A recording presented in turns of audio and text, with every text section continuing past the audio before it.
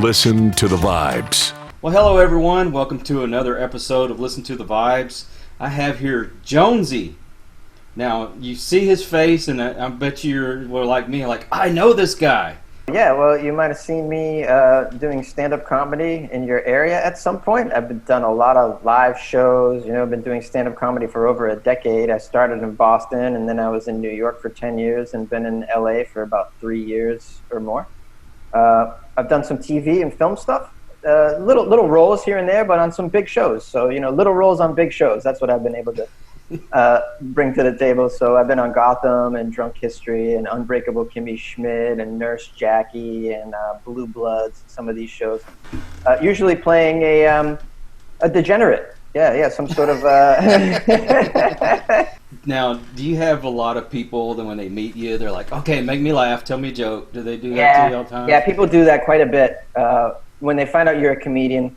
And my comedian coworkers, as I call them, complain about this as well. We find it really annoying when people do that. And, it's like, oh, you're a carpenter? Oh, build me a birdhouse. And it's just like, to be put on the spot like that is kind of annoying. Sometimes I'm not in the mood to be a performer, And by the way, I get paid to do this shit. Why should I do it for you for free? Like just because you want me to? Like, who are you? You know what I mean? Like, so yeah. So what I should say is, sure, I'll tell you a joke. You got $20? Give me $20.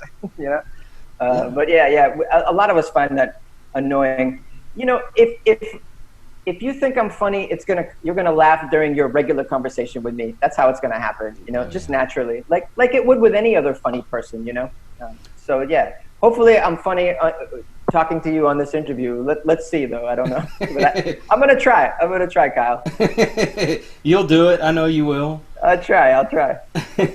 Yeah, I mean it's almost like they're treating you like you're a dog. Hey, roll over, play dead, Absolutely, like dance, monkey, dance, that kind of thing. Absolutely. It does kind of feel like that, right? Did you mention where you were born? Oh, I was born in a suburb of Boston, Massachusetts. So Boston. I'm a masshole. I'm a masshole at heart. I grew up spent the first 18 years of my life in Massachusetts. I had a very thick Boston accent when I moved away. And I went to New York, and then spent 10 years in New York doing stand-up comedy and acting and writing and stuff, just trying to establish myself. And then I moved to LA, and the accent is nearly gone, but I can turn it on when I need to. So yeah, I'm still very much a Bostonian. I'm very East Coast. I have an East Coast attitude and East Coast vibe in the way that I talk. I like that. I've sort of held on to that. I kind of miss having the Boston accent all the time. It was kind of funny. Everybody I meet would make me repeat shit. Hey, could you say that again? What did you? What? Bacardi? Smoking parliaments? What? Yeah, I'm smoking parliaments in my car. What is wrong with that? What's so weird about that? They'd be like, say that again. I'm like, why are you making me repeat shit? But that was why. Now I speak like a pretty normal person in general. But I still got an East Coast swag, I like to say. What's your plans? Oh, what are my plans? Well, my plans is I'm going to start at least 2 more podcasts. I got the concept for. I'm going to begin them shortly. So yeah, there's that. I've been doing some writing as well. I just wrote an article that kind of went a little viral about my time in Asia during the coronavirus outbreak. I was in each country and saw the beginning of it. Mm-hmm. This was I was in Singapore on January 19th. The first case was on the 22nd. And then the next country that I went to was Taiwan. At the time that I went there, they only had 1 case. I think they only had 1 case. So I was in these countries at the very beginning, and I saw the sort of the professional approach that they took. They took it very seriously from the very get-go, and I witnessed that. I mean, I'm in a country like Taiwan that before they had even 1 death, they were requiring you to have a mask to go in some stores. They were taking your temperature before you went into a store. They really questioned me at the airport when I entered. They made me fill out a health questionnaire and that sort of thing. So these countries took it very, very seriously. But when I arrived in the U.S., it was the exact opposite. It was like the U.S. just didn't give a shit, and so I wrote an article about that. It was I had an inside perspective on watching all of that happen as I was doing my comedy tour, and when I got back to LA, and I published that, and it went kind of viral. You can find it on my Instagram page, which is @funnyjones. There's a link in the bio, and it's also, you can find it on my Facebook page as well, which is Comedian Jonesy, and on Twitter too. I posted it @funnyjones. So yeah, so I've been spending a little bit more time writing as well. I think I have a gift for it. So and it's something I'd like to do more of. And this article really got popular online. I couldn't believe it, and it was shared over 100 times on Facebook. And people were reaching out to me and commenting, and I was like, whoa, this is pretty cool. So I think I'm going to do more of that. I think I got a gift for writing. I really do. It's pretty funny. I mean, it's an article that's really like, whoa, it's shocking, but I managed to squeeze some comedy into it as well. It's a little humorous. Writing, is it just mainly comedy? I really like comedy. Yeah, I really, really like comedy. So even when I do a serious piece, like this was a very serious piece, I managed to put a lot of jokes in there. Because I just really love to go for I love to be silly and goofy at the end of the day. So comedy is it for me, man. I've always been obsessed with making people laugh my whole life. I don't know why. I think, maybe early divorce, when you're a kid and you're just like, not as many people were paying attention to me, and so I was always trying to look at me, hey, let me, how do I get your attention? And I've always tried to do that with comedy my whole life, and that's why I tried stand-up comedy, and that's why I try to make all of my content usually has a little comedy flair to it, because that's just something that is just kind of woven into my DNA or something. I don't know. But yeah, it's so me. It's so me to try to go for the laugh, even if it's shocking. I want to get that laugh. I think in comedy you should be able to talk about anything and everything. It's not what you talk about; it's how you talk about it. Exactly. And you can really, if you're very good, you can make almost anything funny, even death. You can make anything funny if you're good. Something, just to speak about it as a craft, like anything, there are levels to it. So in the beginning, I just tried to get up on stage and get off without dying, like, whoa, my goodness. And then I started to get a couple laughs, right? And then my goal was to get on stage and get some laughs. I didn't care how I got laughs. I'll talk about my penis, anything. I just want to get a laugh. I would say things that weren't true. I would say things that weren't all that interesting. It's just, if they got a laugh, I would just do it and get off. And then after a while, I said, well, now I know how to get a laugh. What else can I do? And then I started to get more truthful about myself. Started getting, biographical, sharing some of my opinions, sharing more of my life, letting you get a glimpse of who I am as a person. So I started doing that and try to get laughs with that, Mm-hmm. And then, so that's another level. And then lately I've been the last few years, I've been in a stage where I'm trying to get people to laugh at some things that I think are pretty peculiar and funny, but no one else does, and that's been challenging as well. But so there's levels of it, you start off with basic stuff, get a laugh, get off stage, then you're like, now can I get a laugh doing this? Can I get a laugh doing this? I think we like to be challenged, and if I'm not challenged, I'll stop. I'll stop doing it. I really need to have a carrot dangling in front of me, so I really love to challenge myself, and I think that makes you grow as an artist. I really, really do. It's made me have to develop skills on stage that I never had before. So for me, I'm always trying to get better and better, and it seems to me the way that I'm getting better is by being more personal, by sharing more, talking about things that are a little shocking and sometimes very sad. And I think you grow as an artist that way if you're a comedian. And I just want to get better and better, and I wish I could get on stage because I got a lot to talk about, and I need a place to do it. So I can't wait for the live entertainment to be part of my life again. Now, when you take your approach to comedy, and I know the friends that I do have that are into it, they just really don't care what people think. They just say what they got to say, and you either laugh or you don't. They don't care. I mean, is that the way you kind of look at it as well? Yeah, I do. I will say what I think, for sure. I will state my opinion, and I'll put it out there, and I'll see. And I have a lot of opinions about everything. We all have opinions. They're like assholes, right? So I got a lot of opinions, and then I'll choose like between, I don't know, let's say I'll choose, when I'm working on new jokes, I'll choose a few of them that I think are weird and unique, and that maybe I'm the only one that thinks that way. Like, like I do a joke about how Amber Alerts are stupid, right? Now, no one thinks Amber Alerts are stupid. When you say such a thing and people are shocked, they think that that's wrong. How dare you make fun of Amber Alerts? But I come with the approach that I don't think these have ever worked, these Amber Alerts, and I think it's really a dumb situation, a dumb approach, because what it does is create a situation where regular citizens are going to get involved in a kidnapping, which is a bad idea, by the way. You know what I mean? I don't want any part of a kidnapping ring. Okay, just keep me away. Maybe if it's my own daughter, sure, I'll go get a gun and I'll get her back like I'm Liam Neeson. But in general, I want to stay away from kidnapping rings.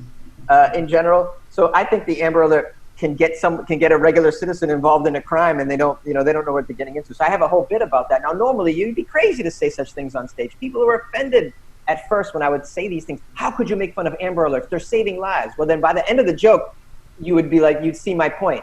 So that's an example of how I would choose a point of view or an opinion that most people don't have, and then I'll work with it on stage. A lot of times when I first do it, not a lot of laughs, but I can see after 4 or 5 times if I got something, and if I do think I have something, I'll stick with it. And some of them I will develop into a full joke. Others I have to drop because they're just too. Maybe I don't have the skill right now, or maybe my opinion is so crazy that no one's ever gonna be on board with it. Like I do a bit about. What did I do? I do a bit about. How there's nothing wrong with dating a woman with a penis, and like, why not? Why not date a woman with a penis? I date women with the qualities that are way more annoying than a dick, way more annoying. I mean, God, some very annoying women, like so that's a very tough thing to sell, and I'm still struggling with it. I will still do that bit, and I'll notice depending on the city I'm in, some people might be offended. If I'm in a city, if I'm in a crowd and there's I've done that joke and there's been a man in a dress in the crowd, and it was a small crowd, and it was in, of course, Hollywood. Of course, where do men wear dresses? Fucking Hollywood. You'll see a bunch of them. This isn't my crowd, by the way. They don't like what I do. And this person certainly didn't like what I did in that show, and other people in the crowd were looking at the guy, and it was clearly a guy in a dress, and they weren't laughing at my joke there. They weren't on board with it, and it was because of that dynamic. There was a person who was a trans, or like, we didn't know. You don't know. It looks like a guy in a dress, but it probably identifies as a she, but probably has a penis. And so it can be a struggle, that particular joke. But as I get more skillful, I can kind of sell those things and make them more palatable for audiences. My dream is to be able to talk about anything and get anybody to laugh about it. And with that joke, I hope someday I can have it in the right place where it's not too offensive, where people who might be a trans person, they could actually laugh at it. Right now, that's not the case, but I've been working on it, and I want to get it to that place. I don't want to offend anybody. I am not that kind of person at all. And anybody who knows me and talks to me knows that is not me at all. And I would never intentionally insult somebody, in my joke. My point of view comes from an innocent place. But we live in a very PC culture, as you know, Kyle. Oh my God, yes. You do this show, you've done the podcast, so you probably have gotten some comments before, some blowback that, the public can be very, very easily offended. And those people, I don't think, are paying attention, a lot of them. Some of them deserve to be offended, I get it. But then there's a lot of them who just aren't paying attention to the message. They're cherry picking something out of it. They're taking it out of context. And so that's a challenge for comedians. And that's a challenge for podcasters like us as well. And it's a challenge for creators. How do you deal with that? I try not to address it too much. I try to just do what I do. And if you got offended, it's because you didn't understand my message completely. Exactly. Yeah. Well, we were always taught you have to learn how to laugh at yourself. Perfect. And, I grew up in the 70s. We had shows like All in the Family and the Jeffersons, and they were trying to break that whole prejudice barrier by making fun of each other. You know, you could say honky and the N-word and all that stuff on TV, and you got to laugh because people were trying to break free of that. But now everybody is so uptight, you can't joke about anything. End of the day, these what's going on in the culture where people getting offended shows you it's an unhealthy relationship, you know, and we should be able to talk more comfortably about these things and even laugh about them, and that way we can foster a healthy relationship. Shouldn't we have a healthy relationship with people who are different from us? I want to have a healthy relationship with anybody who's different from me. I have no prejudices, and whatever you are, wherever you're from, your point of view, your sexual orientation, whatever, I want to have a healthy relationship. And I think part of a healthy relationship is us being able to kind of joke around and talk about our differences. What's wrong with that? You know, it's at the point now though, like I can't even, if I talk about another race, for instance, whether I'm insulting them or not, apparently as a white individual, I'm not even allowed to talk about other races in any form whatsoever when I'm on stage and stand up. And I don't do it anymore because I saw how much of a struggle it was for me to even talk about it. Not insulting or anything, just the fact that I would be talking about it. They tell me I'm not qualified. They tell me that stay in your lane. Well, how am I not qualified? I'm a human being, okay? Exactly. I have experienced diversity. We all have. I've been roommates with an African American. I've been roommates with an Italian. I've been roommates with a gay person. I have had these experiences in my life, and why can't I talk about them? You know, I feel like I should be able to, but currently, because I am not that, they really want me to put my mic down and not allow me to talk about such things. And I've pivoted, and I don't do that. Instead, I try to keep it on myself, biographical. You know, I talk about my point of view and my experiences. I talk about my nut allergy and what it's like to be short, and I talk about my time in a cover band and and my travels and this kind of stuff. I keep it on me, but there are things I want to talk about, and they just seem to be off the menu these days. And I hope that at some point in the future we can break through this and all just be comfortable talking about whatever, you know, and trust one another. And this is how relationships grow, anyways. You know, when you're you can use your example as you and your lady.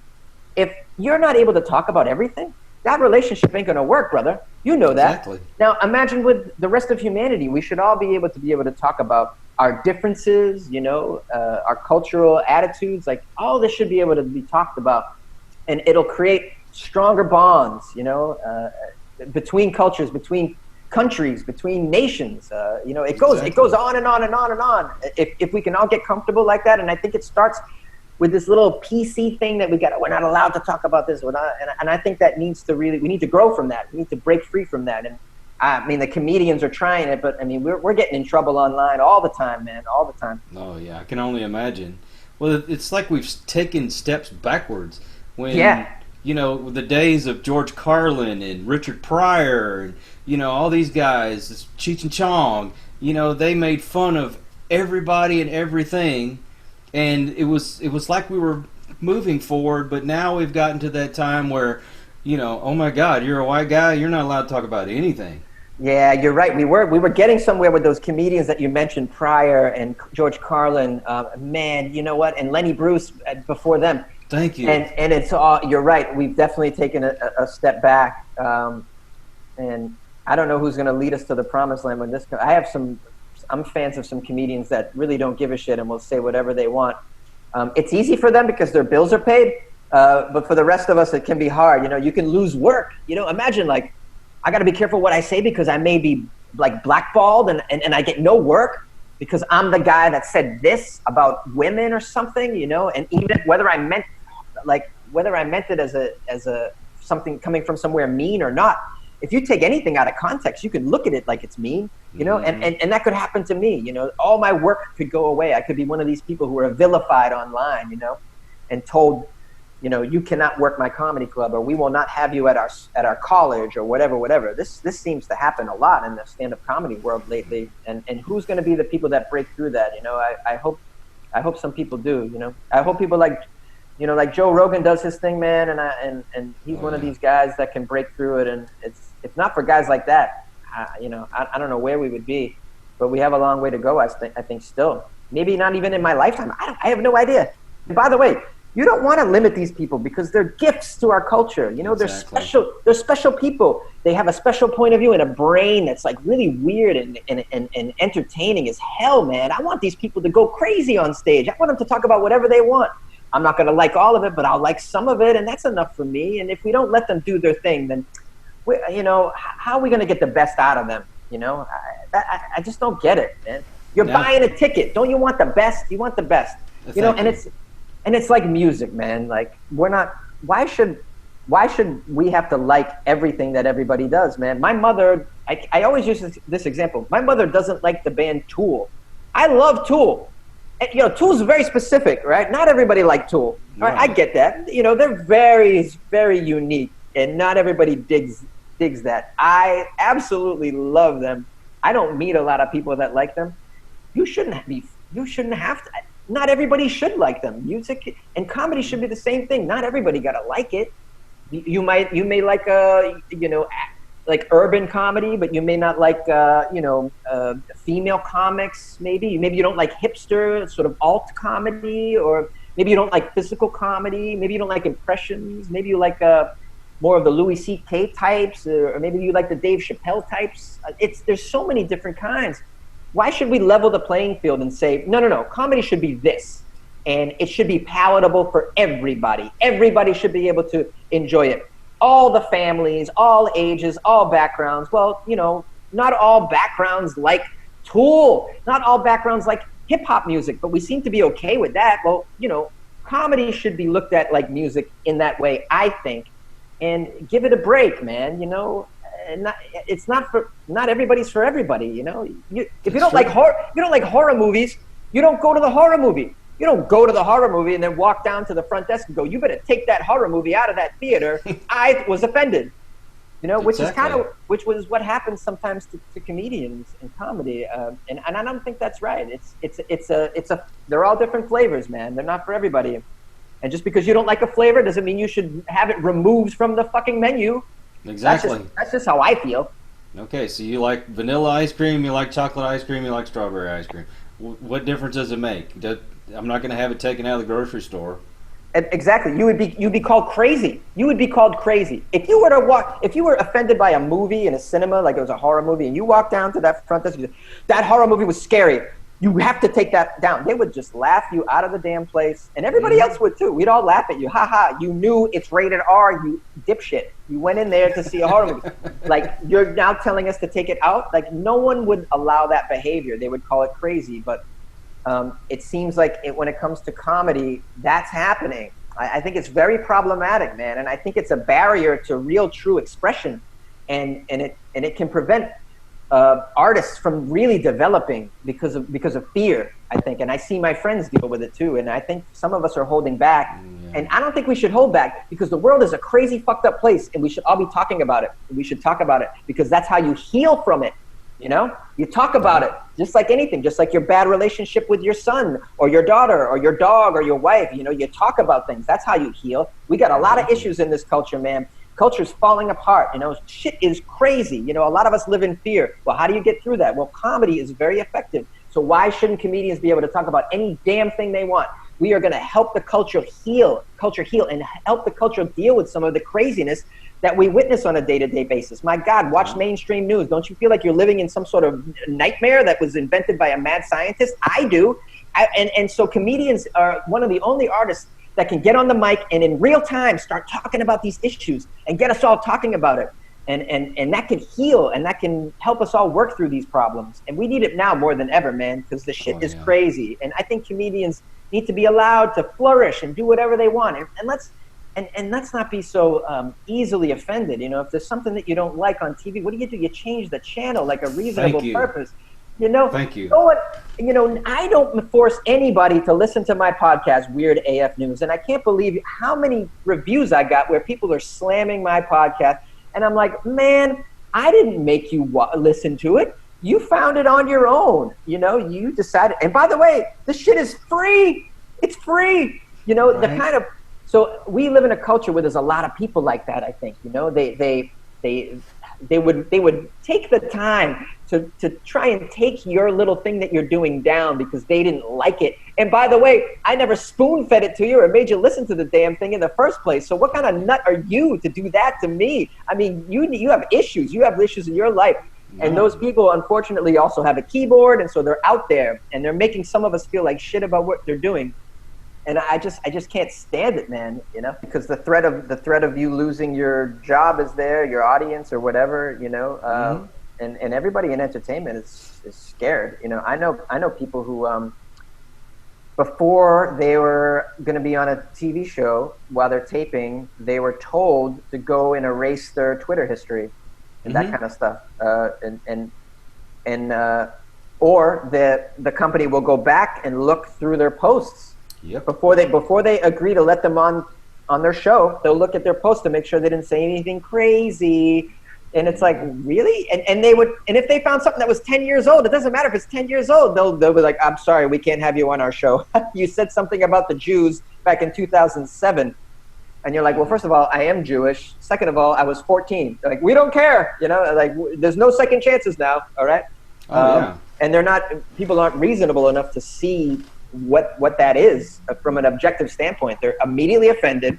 They don't care why it was said, where it came from, if there's any malice within it whatsoever. They don't give a damn. They want to know, if this is taken out of context, will people be offended by it? Yes, they will be offended by it. And that's all they care about. And you know what? Things taken out of context, pretty easy to get offended. Well, I'm just saying, so frustrating for creators like you and me. You know, at the end of the day, I'm lucky. On my Weird AF News, you know, I really say whatever I want. And I'm gonna tell you something. I don't have a huge audience. It's a small audience, but they appreciate that. I can't tell you how many messages I get from fans that say, "Hey, man, I like that you just you speak your mind and you're not afraid to do that," because a lot of people aren't doing that. And it struck me, and I said, you know. There is something about this. I'm providing a voice for people who want it in the culture because you can't find it. You can't find it because people are too afraid to say it. So I express my opinion on there, whatever it might be. And sometimes it's about whatever the case is, whatever the story I'm doing. It could be about the LGBT community. It could be about PC culture. I've ripped apart PETA in there. I rip apart people who bring emotional support animals on airplanes and stuff. I mean, I just rip into people all the time on there and say what I really think.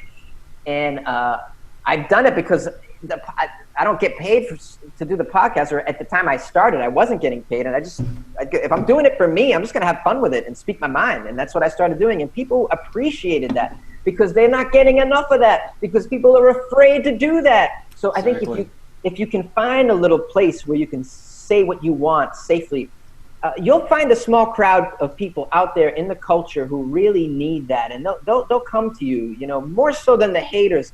I got a lot of people who support me on there, and they say that, how much they appreciate how I'm not afraid. They say this, not afraid to speak your mind, because we live in a time where people, creators, are afraid to speak their mind. I don't blame them. If I'm Kevin Hart, I can't speak my mind, otherwise my millions go away, right?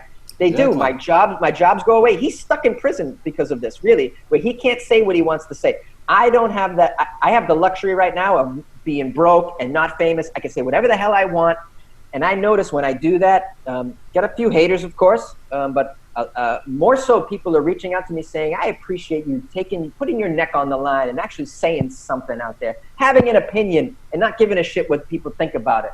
Kyle, this was great, man. It's really nice to meet you, and I'm glad you gave me this opportunity to express myself and introduce myself to your audience. And I hope that they'll take the time to check out Weird AF News. I've been doing a lot of weird stories about the virus lately, man. The weirdest stories I can find. This week I'll be doing a special episode about the conspiracy theories that are behind the virus, because there's a lot of them, and some of them are really weird and funny. So yeah, there'll be a whole episode on conspiracy theories behind the virus. And so yeah, check out Weird AF News on any of your podcast catchers.